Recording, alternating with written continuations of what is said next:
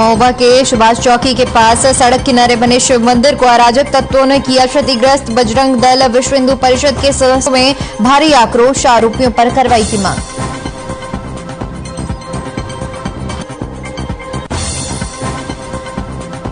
फर्रुखाबाद में वीरेंद्र देव के आश्रम पर आई और मैनपुरी में पुलिस ने 20,000 के इनामी बदमाश को किया गिरफ्तार। बदमाश गैंगस्टर एक्ट में चल रहा था फरार। लूटपाट की कई आपराधिक मामले दर्ज।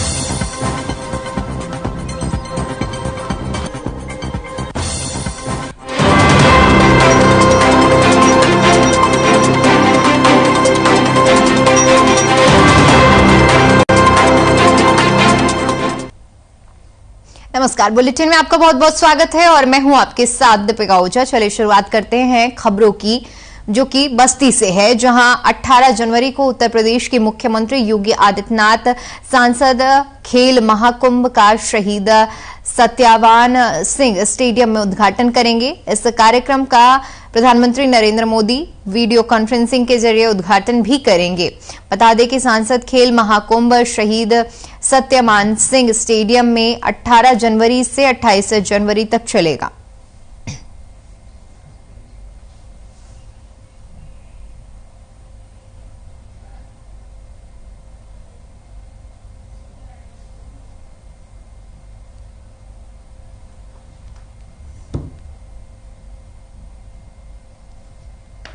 तो आपको बता दें कि सांसद खेल महाकुंभ का आयोजन किया जा रहा है, जिसका उद्घाटन सीएम योगी करेंगे। और आपको बता दें कि पीएम मोदी वीडियो कॉन्फ्रेंसिंग के जरिए कार्यक्रम का उद्घाटन करेंगे।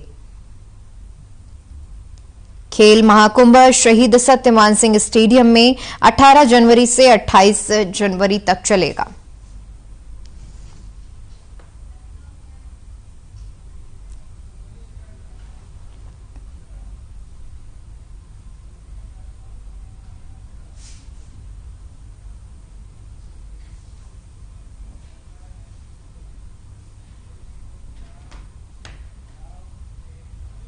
उधर लखनऊ व्यापार मंडल के वरिष्ठ महामंत्री और व्यापारी कल्याण बोर्ड के सदस्य अमरनाथ मिश्रा ने मोहन रोड व्यापार मंडल के गठन पर खुशी जाहिर की है। इस दौरान उन्होंने कहा कि व्यापारियों के कल्याण और उनकी परेशानियों को दूर करने के लिए हमेशा तत्पर हूं। साथ ही कहा कि उनकी किसी भी समस्या के लिए सड़क पर उतरकर संघर्ष करेंगे। उन्होंने बताया कि मोहन रोड व्यापार मंडल का गठन किया गया है, जिसमें सुरेंद्र पाल सिंह को अध्यक्ष बनाया गया है। सुरेंद्र पाल के नेतृत्व में कमेटी गठित की गई है। इस दौरान आपको बता दें कि कार्यक्रम में प्रभारी रामशंकर राजपूत, लखनऊ व्यापार मंडल महामंत्री उमेश कुमार, अध्यक्ष राजेंद्र अग्रवाल समेत तमाम व्यापारी मौजूद रहे।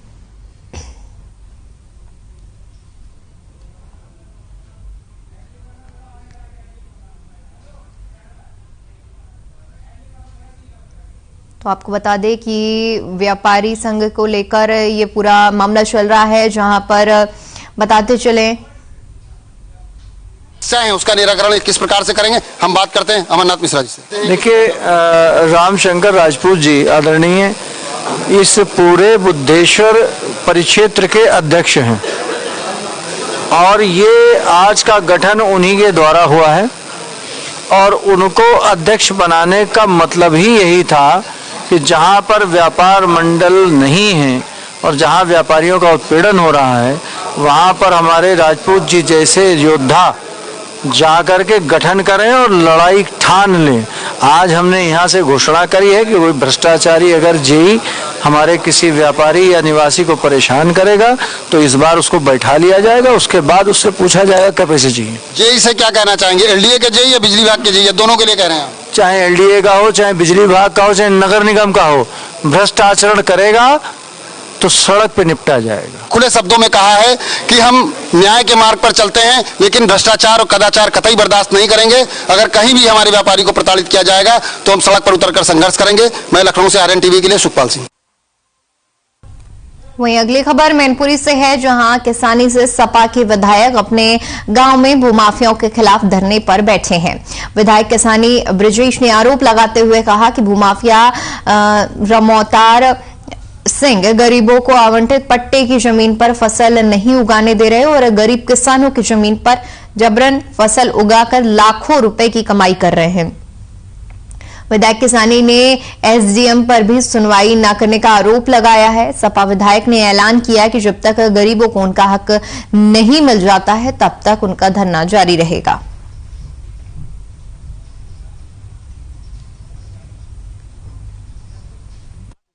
वहीं दूसरी तरफ गांव के कुछ दबंग लोग हैं जिन्होंने फर्जी इंदराज करके तहसील अभिलेखों में अपनी जमीन फर्जी रूप से दर्ज करा ली थी। 2002 में माननीय हमारे जिलाध्यक्ष जी उस समय विधायक थे, इन्होंने विधानसभा में क्वेश्चन लगाया, तब वो जमीन खारिज हुई। तब से अब तक वो बार बार कहीं यहाँ कहीं वहाँ अपील करते रहे और अब तक में कम से कम उन अपीलों में भी 4 बार मुकदमा ये गरीब लोग जीत चुके हैं। उसके बाद इन्होंने एक फर्जी स्टे ले लिया और फर्जी स्टे का भी 14 तारीख को आदेश आ गया, वो स्टे ब्रैकेट हो गया। प्रशासन ने भी 3-3 4-4 बार कहा कि यहाँ कब्जा दखल दिलाया। इसके बावजूद स्टे ब्रैकेट होने के बावजूद भी इन गरीब लोगों को वो जमीन नहीं जोतने दे रहा है। कि जिनकी ये जमीन है, दबंग लोग जो घेरे हुए हैं और जो गरीब लोग जिनकी जमीन है, उनके पूर्वज इसी में दफन हो गए मुकदमा लड़ते और मुकदमा कई बार जीते भी है, लेकिन जनपद मंत्री का शासन प्रशासन कोई मदद नहीं करने जा रहा है। आगे लड़ाई कहाँ तक जाने वाली है, ये क्या लग रहा है? जब तक इन गरीबों को न्याय नहीं मिलेगा। चलिए खबरों में आगे बढ़ते हैं और बात करते हैं जो कि अगली खबर मथुरा के राया से है, जहां पुलिस को बड़ी सफलता हाथ लगी है। पुलिस ने मुखबिर की सूचना पर घेराबंदी कर अंतरराज्यीय वाहन चोर को गिरफ्तार किया है। पुलिस ने शातिर चोर के पास से चोरी की ट्रैक्टर ट्रॉली बरामद की है, साथ ही अवैध असला भी बरामद किया गया है। बता दें कि 20 दिसंबर को राया क्षेत्र के माट रोड पर 2 ट्रैक्टर ट्रॉली खड़े हुए थे। इन दोनों ट्रैक्टर ट्रॉलियों को अज्ञात चोर चुरा कर ले गए। इस पर राया थाने में चोरी का मुकदमा दर्ज किया गया था और कार्रवाई करते हुए एक शातिर चोर को गिरफ्तार किया गया है।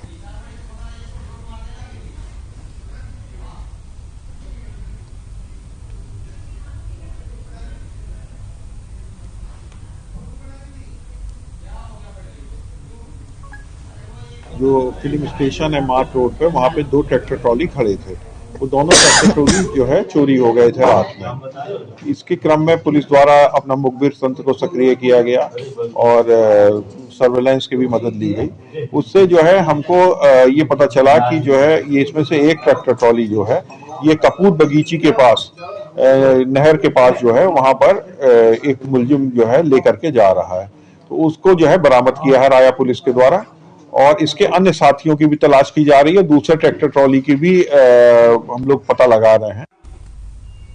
वहीं अगली खबर गाजियाबाद के मसूरी थाना इलाके के ईस्टर्न पेरिफेरल से करोड़ा गांव के पास से है, जहां घना कोहरा होने की वजह से इको गाड़ी और फॉर्च्यूनर की जबरदस्त टक्कर हो गई। टक्कर इतनी जोरदार हुई कि इको गाड़ी में सवार एक युवक की मौके पर ही मौत हो गई और 9 लोग गंभीर रूप से घायल हो गए। घायलों में से 2 लोगों की हालत गंभीर बनी हुई है। पुलिस ने मौके पर पहुंचकर सभी को अस्पताल में भर्ती कराकर गंभीर घायलों को दिल्ली हायर सेंटर रेफर कर दिया है। पुलिस ने दोनों गाड़ी को कब्जे में लेकर मृतक के शव को पोस्टमार्टम के लिए भेज दिया।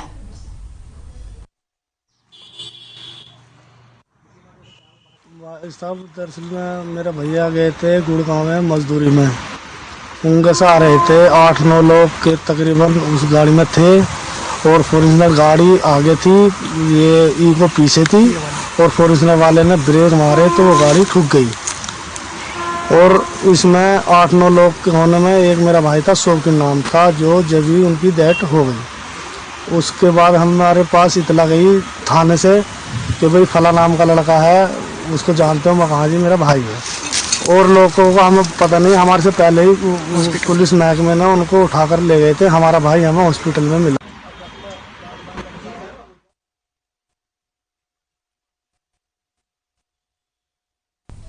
रुक करते हैं अगली खबर का, जो कि लखनऊ से है, जहां खबर चलाए जाने से नाराज उपखंड अधिकारी ने पत्रकार के साथ अभद्रता की है। आपको बता दें कि बिजली विभाग के एसडीओ भरत सिंह द्वारा 40 मीटर की दूरी को 200 मीटर बताए जाने पर हमारे संवाददाता ने अपने दर्शकों और अधिकारियों को सच्चाई दिखाने का फैसला किया। लेकिन खबर चलाने के बाद एसडीओ ने पत्रकार के साथ ही अभद्रता की है।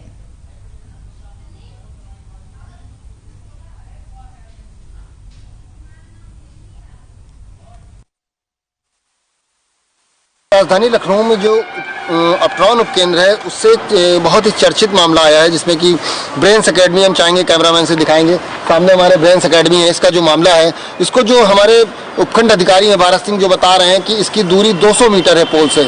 उस चीज़ को आज हम लोगों ने यहाँ सत्यापन करने का फैसला किया, जो कि ये काम लेखपाल का होता है, बिजली विभाग का होता है। चूंकि भ्रष्टाचार बहुत बड़े पैमाने पर है, उसको उजागर करना भी हम अपना कर्तव्य समझते हैं। इसलिए आज हम खुद अपना इंची टेप लेकर के और हम अपने साथियों के साथ हमने क्षेत्रीय लोगों को पकड़ा, उनसे अनुरोध करके हम इसको नपाने का काम कर रहे हैं कि आखिर जो उपखंड अधिकारी आरोप लगा रहे हैं उसमें कितनी सच्चाई है। क्योंकि उनका कहना था कि इस ब्रेन्स एकेडमी के अंदर जो स्कूल है छोटा सा, कि इसमें 60-70 कमरे हैं। अभी हमारे कैमरामैन ने पूरा विजुअल बनाया है, जिसके अंदर मात्र 8 कमरे नीचे और 8 कमरे ऊपर और 7 कमरे नीचे, कुल 15 कमरे हैं। 2 लैट्रिन बाथरूम है और 2 ऑफिस है। ऐसे में 60-70 कमरे जो बताए जा रहे हैं पूर्णतः गलत है। इसलिए हम जीरो ग्राउंड से इसकी रिपोर्टिंग कर रहे हैं कि पूरी चीज जो सत्यता है वो सामने आए। और यहाँ तक 40 मीटर दूरी दिख रही है, 40 मीटर दूरी दिख रही है ब्रेन्स एकेडमी से यहाँ तक, जो कि यहाँ पर एक पोल होना चाहिए। इसके बाद की दूरी कितनी है वो हम दूरी को नापने का प्रयास करेंगे, और इनके इस दावे में कितना दम है कि ये जो है मामला, ये यहाँ पर 200 मीटर जो बता रहे हैं उस दावे में कितनी सच्चाई है, उसको हम नापने का काम करेंगे कि वास्तव में क्या 200 मीटर दूरी है या 40 मीटर को 200 मीटर दूरी बता देने वाले उपखंड अधिकारी पर हमारे ईमानदार चेयरमैन साहब कोई कार्रवाई करेंगे। यानी कुल 64 मीटर की दूरी है, जिसको एसडीओ महोदय द्वारा यहाँ पर 200 मीटर दर्शाया जाता है। ये पोल है, अगर यहाँ से बनाएंगे भी तो कितना लंबा, यहाँ पर अगर एबीसी बंच डालते हैं या वो लाइन बनाते हैं तो आखिर कितनी दूरी है और दूरी का पैमाना क्या है। हम अभी विभागीय अधिकारियों से भी बात करेंगे कि इस मामले पे किस प्रकार से जो इसका एस्टीमेट बनता है उसका क्या रेशियो है, क्या रेट है, और किस आधार पर 5,92,000 समथिंग जो इनको थमाया गया एस्टीमेट, उसमें कितनी सच्चाई है। ये वाकई ये पैसा राजस्व की जो उन्होंने अपना मांग पत्र दिया है, एस्टीमेट बनाया है, वास्तव में ये ऐसा होना चाहिए या सिर्फ चूंकि उपभोक्ता ने, जो उपभोक्ता के पास इस समय सभी लोग नोटबंदी के बाद से तमाम तरह की चीज़ों से जो जूझ रहे हैं, कहीं ना कहीं पैसे की क्राइसिस चल रही है लोगों के पास, और वो चूंकि बच्चों को शिक्षा देने का कार्य कर रहे हैं, कोई व्यवसाय नहीं कर रहे हैं, उसके लिए अगर उन्होंने बिजली का अपने यहाँ एस्टीमेट बनवाया है कनेक्शन लेने के लिए कि उसको हम परमानेंट कराना चाहते हैं, स्थायी कनेक्शन लेना चाहते हैं, क्योंकि इससे पहले टीसी चल रहा है, और जो टीसी चल रहा है इसमें जो हमने देखा उस समय पे जो सिग्नेचर है वो अरुण कुमार के, हमने उपखंड अधिकारी के यहाँ जो कर्मचारियों से पता किया, अरुण कुमार पांडे एसएसओ हैं, वर्तमान में तैनात है बिलिंग काउंटर पर, उनके द्वारा रिपोर्ट लगाई गई थी कि 40 मीटर है। तो ठीक है, 64 मीटर 40 मीटर वो दायरे में है, लेकिन उसको 200 मीटर बना देना कहाँ तक जायज है।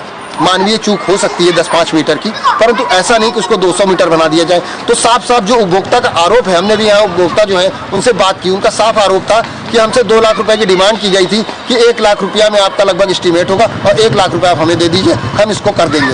परंतु उपभोक्ता ने पैसा बचाने के लिए अपने क्षेत्रीय लोगों से, अपने समाज सेवियों से, मीडिया कर्मियों से थोड़ी सी पैरवी कर दी, और वो उपखंड अधिकारी भारत सिंह को नागवार गुजरी। इसके कारण उन्होंने 5,92,000 समथिंग एस्टीमेट बना दिया इसका। मैं लखनऊ से आर्यन टीवी के लिए सुखपाल सिंह। वहीं अगली खबर महोबा से है, जहां बीती रात हिंदू संगठन के 3 पदाधिकारियों के साथ मारपीट और फायरिंग कर जानलेवा हमला किया गया। मामले की सूचना मिलते ही भारी पुलिस बल और हिंदू संगठन के कार्यकर्ता इकट्ठे हो गए, तो वहीं आक्रोशित हिंदू संगठन के युवा विरोध करने लगे और 2 पक्षों में विवाद हो गया। घायल युवकों को पुलिस ने इलाज के लिए जिला अस्पताल में भर्ती कराया है। 2 संप्रदाय के बीच मामला तूल पकड़ता देख एसपी, एसएसपी समेत कई थानों के पुलिस बल मौके पर पहुंच गई।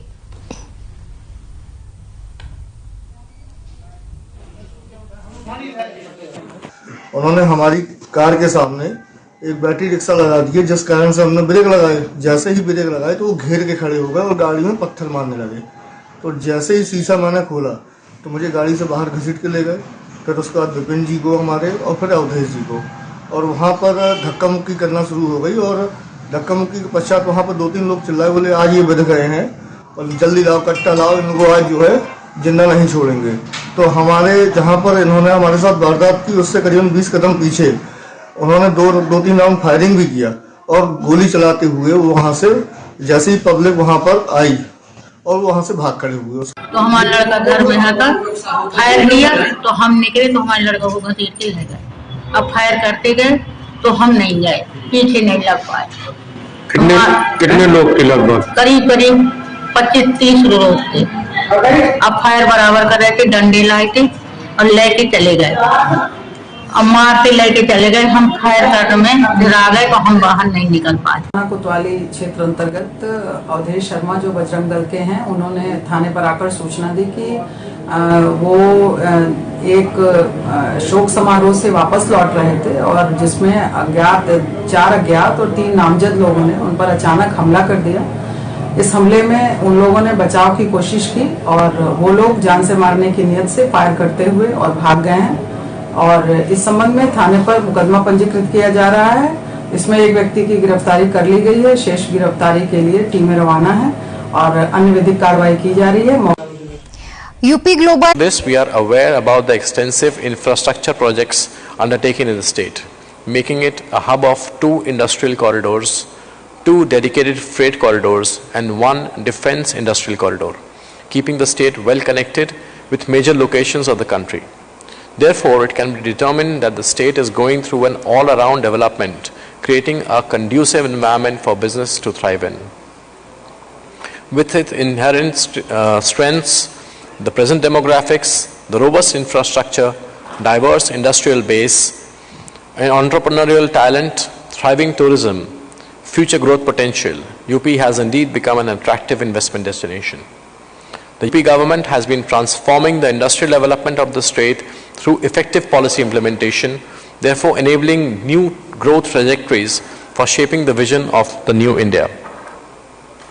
When it comes to ease of doing business, UP is ranked 2nd under Business Reforms Action Plan, BRAP, report released by the DPIIT from the Ministry of Commerce and Industry and has been amongst the top achiever categories, signifying the remarkable jump of 10 positions in the last 3 years. In order to further capitalize on its strengths and stimulate the economic growth of the state, the UP government has initiated the UP GIS, which is Uttar Pradesh Global Investors Summit 2023. The Investors Summit aims to bring together policymakers, corporate leaders, business delegations, academia, think tanks and government leadership across the globe to collectively explore business opportunities and to foster partnerships. I'm happy to share that CII as the industry partner has helped organize the roadshow campaigns for UPGIS by developing an exhaustive program for 16 cities in 11 countries and 4 prominent cities of India in consultation with the government and the Indian consulates. The roadshow were conducted in Argentina, Brussels, Sao Paulo, Montreal, Toronto, and Vancouver in Canada, Paris, Frankfurt, Mexico City, Stockholm, Hague, London, and in USA at Los Angeles, New York, San Diego, and San Francisco. I welcome you all to the UPGIS Roadshow once again, and I look forward to your active participation in Uttar Pradesh's journey of powering a new India and building an inclusive and sustainable economy. Thank you very much. Thank you very much, sir, for introducing us to the land of many opportunities, Uttar Pradesh, and ahead of UPGIS, the various initiatives which has been taken by CII.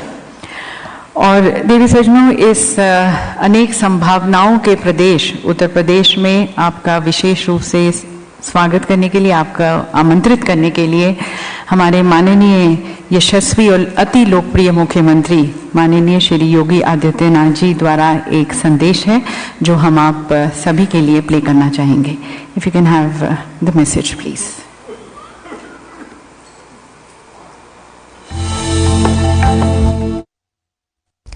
वहीं अगली खबर महोबा के सुभाष चौकी के पास से है, जहां सड़क किनारे बने बरसों पुराने भगवान शंकर के मंदिर को अराजक तत्वों द्वारा तोड़े जाने की सूचना पर लोग इकट्ठे हो गए. स्थानीय लोग बताते हैं कि यह मंदिर 70 साल पुराना है. मंदिर में भगवान शंकर की प्रतिमा बनी हुई है जिसमें लोगों की आस्था भी है और यहां पूजा अर्चना भी होती है. लेकिन आरोप है कि मोहल्ले के रहने वाले दिव्यांशु गुप्ता और उसके परिवार ने सड़क किनारे बने मंदिर में तोड़फोड़ कराकर उसे हटाने का प्रयास किया. भगवान शंकर की प्रतिमा तोड़ रहे लोगों का वीडियो भी स्थानीय लोगों ने बनाया है। पूरे मामले की शिकायत स्थानीय पुलिस से करने के साथ साथ बजरंग दल, विश्व हिंदू परिषद को भी सूचना दी गई, जिसके बाद मौके पर विश्व हिंदू परिषद के जिला मंत्री मयंक तिवारी समेत बड़ी संख्या में कार्यकर्ता पहुंच गए और भगवान शंकर की प्रतिमा तोड़े जाने से रोका। यही नहीं, मंदिर को क्षतिग्रस्त करने पर नाराजगी जताते हुए आरोपियों पर कार्रवाई की मांग की गई और कहा कि कोई भी हिंदू देवी देवताओं का अपमान करेगा या प्रतिमा को खंडित करेगा तो उनके खिलाफ कार्रवाई की जाएगी।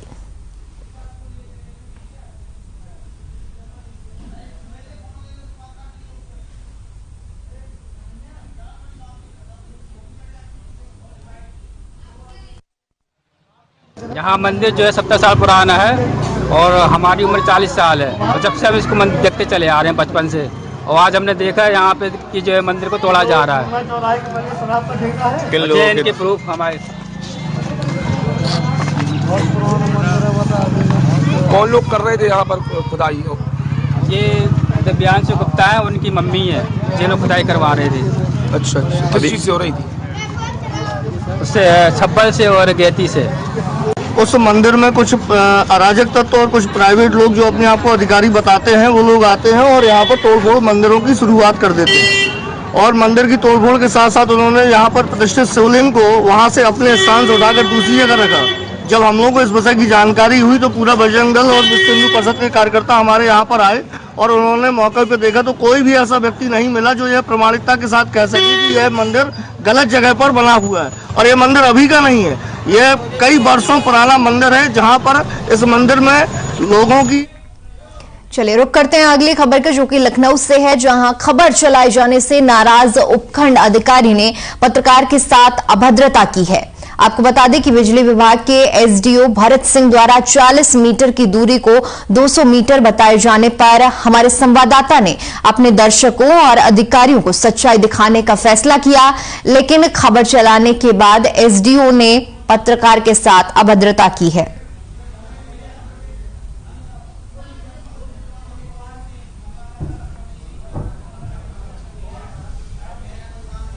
वहीं से खबर पर ज्यादा जानकारी के साथ हमारे संवाददाता सुखपाल सिंह लखनऊ से सीधा हमारे साथ जुड़े हैं। जी सुखपाल, खबर चलाए जाने के बाद इस तरह की कार्रवाई देखने को मिली है, क्या कुछ अपडेट है और इस मामले में? दिक्कत जी मैं बताना चाहूंगा कि जब खबर चली थी इनकी कि 40 मीटर की जो दूरी थी इन्होंने 200 मीटर को कर दिया, उस संबंध में किसी अधिशासी अभियंता है देवी सिंह जी, उनका फोन नहीं उठा था, तो मैं वहां पर गया और मैंने जाकर के देवी सिंह के कार्यालय में उनका वर्जन लेने का प्रयास किया। देवी सिंह का शायद किन्हीं कारणों में उस दिन कार्यालय में उपस्थित नहीं थे, तो मैं जब उनके कार्यालय का बनाने लगा डीजल, तो वहां पर अभद्रता की और मेरा मोबाइल वो छीनने का प्रयास किया इन्होंने, जो द्वारा छीनवा दिया। इसमें पूरी सहभागिता थी एसडीओ की, भारत सिंह की। जी, इसके अलावा जब ये सारा मामला हुआ उसके बाद क्या किसी तरह की माफी मांगी गई या अधिकारियों की तरफ से अभी तक आपके पास कुछ रिएक्शन आया है? नहीं, अभी तक अधिकारियों का कोई रिएक्शन नहीं आया है। ये जरूर हुआ है कि मौके की नजाकत को देखते हुए उन्होंने सुलह समझौता कर लिया, लेकिन अभी किसी प्रकार का अधिकारियों का कोई भी यहाँ पर ऐसा रुख नहीं दिखाई दे रहा जिससे कि वो कोई उल्लेखनीय कार्रवाई करें या इनके ऊपर किसी प्रकार का कोई शिकंजा कसा जा रहा है। 40 मीटर की दूरी को 200 मीटर की दूरी बताया जा रहा है, किस तरह से ये पूरा मामला करा जा रहा है? ये एक्चुअल ऐसा है कि एक ब्रेन्स अकेडमी है जो कि स्कूल है, उसको मामला था कि वहां पर कनेक्शन देने का, उसके ठीक सामने खंभा लगा हुआ है और जो हम लोगों ने जाकर के वीडियो में दिखाया भी गया है, हमारे कैमरामैन ने भी दिखाया उसमें कि वहां जाकर के हम लोगों ने जो नापा है तो मात्र 24 मीटर आ रहा है। अगर उसको टोटल दूरी जोड़ दी जाए तो 40 + 24 64 मीटर है, जिसको उपखंड अधिकारी द्वारा 200 मीटर दिखाया गया। जी, चलिए शुक्रिया आपका तमाम जानकारी के लिए। चलिए फिलहाल के लिए इस बुलेटिन में इतना ही। देश और दुनिया की तमाम बड़ी खबरों के लिए बने रहिए हमारे साथ। नमस्कार।